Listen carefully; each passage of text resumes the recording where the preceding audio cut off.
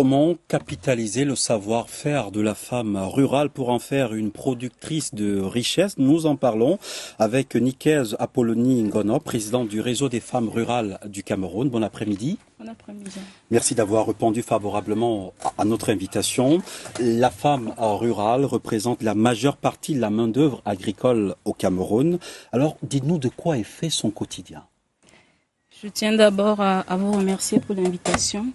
Vous savez, c'est pas facile pour une femme rurale d'arriver à Yaoundé, encore plus sur vos plateaux. Alors, vous avez rangé vos matières? Oui, c'est quand même la fête de la femme rurale aujourd'hui. Alors, de quoi est fait le quotidien de la femme rurale? Le quotidien de la femme rurale est fait de travail, d'un emploi du temps surchargé. C'est celle-là qui se réveille à 4 heures du matin, qui fait d'abord à manger, si ses enfants vont à l'école. Ensuite, elle va au champ à 5 heures. Elle passe toute la journée, revient à 17h, 18h. 18h, elle recommence à travailler et le lendemain, elle recommence. Voilà un peu le quotidien de la femme rurale. Le week-end, elle s'occupe des activités associatives. Alors, une situation qui n'est pas du tout réluisante, on le sait, en termes de conditions. Quelles sont les difficultés majeures que vous rencontrez? Alors, les difficultés majeures que nous rencontrons en tant que femmes majeures, ou alors pour les femmes que je représente, principalement, ce sont les états de route. Les états de route, la main-d'œuvre vieillissante. Parce que les femmes rurales aujourd'hui, en majorité, sont des mamans, sont des femmes qui sont déjà âgées. Et lorsqu'elles vont au champ, elles ne peuvent pas faire de grosses quantités de grosses superficies de culture. Donc, elles ont un problème aujourd'hui de main-d'œuvre. Elles ont un problème aujourd'hui d'infrastructure. Parce qu'elles vont bien. D'équipement, oui. Elles veulent bien travailler, mais elles n'ont plus assez de force. Notre réseau, par exemple, les accompagne dans cette perspective en leur fournissant du matériel agricole, en les aidant à transformer leurs produits.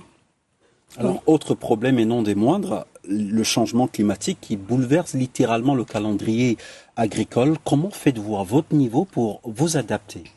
Alors, on ne peut rien faire de particulier parce que le changement climatique ne dépend pas des producteurs. Il s'impose à nous. On est obligé de suivre, de travailler avec le climat. Pour ceux qui ont un peu des moyens, on travaille avec des irrigations. Parce qu'aujourd'hui, vous allez commencer à faire un champ, après la saison va vous imposer de changer le rythme. Donc aujourd'hui, on subit et cela se traduit par la production parfois qui n'est carrément pas ça. Des productions qui sont moins que ce que nous avons prévu. L'accès à la terre dans la plupart des sociétés patriarcales, c'est une autre équation à résoudre pour la femme rurale aujourd'hui. Oui et non. Oui et non, parce que les mentalités patriarcales, comme vous le dites, n'ont pas prévu que la femme pouvait, par exemple, hériter d'un terrain, n'ont pas prévu que la femme pouvait travailler sur de grandes superficies, n'ont pas prévu que la femme pouvait avoir des projets de développement.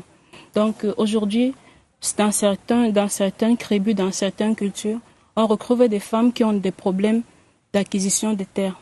Et là, ça fait un frein terrible pour le développement de sa communauté, pour le développement de sa famille.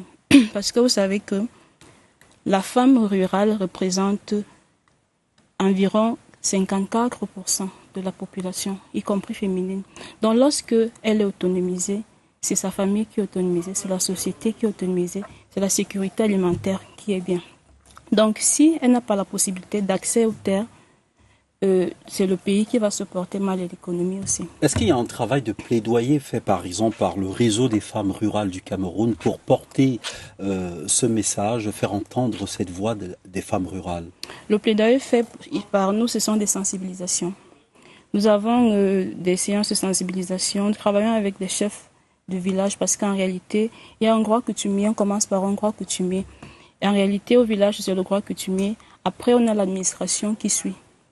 Donc, le plaidoyer que nous faisons, ce sont des sensibilisations, ce sont des éducations pour dire aux femmes que, écoutez, vous avez le droit d'accéder aux terres.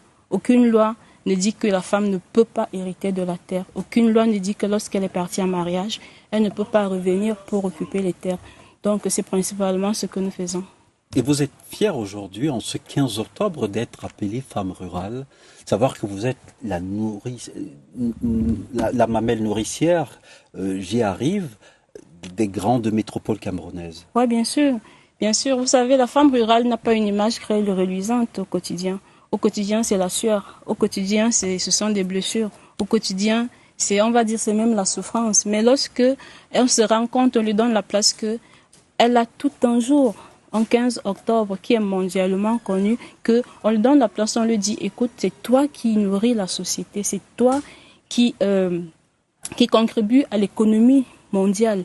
C'est un honneur. Et si votre vie était à refaire, vous choisirez à nouveau d'être femme rurale? Bien sûr, c'est pas facile, je vais vous dire, hein, c'est pas facile.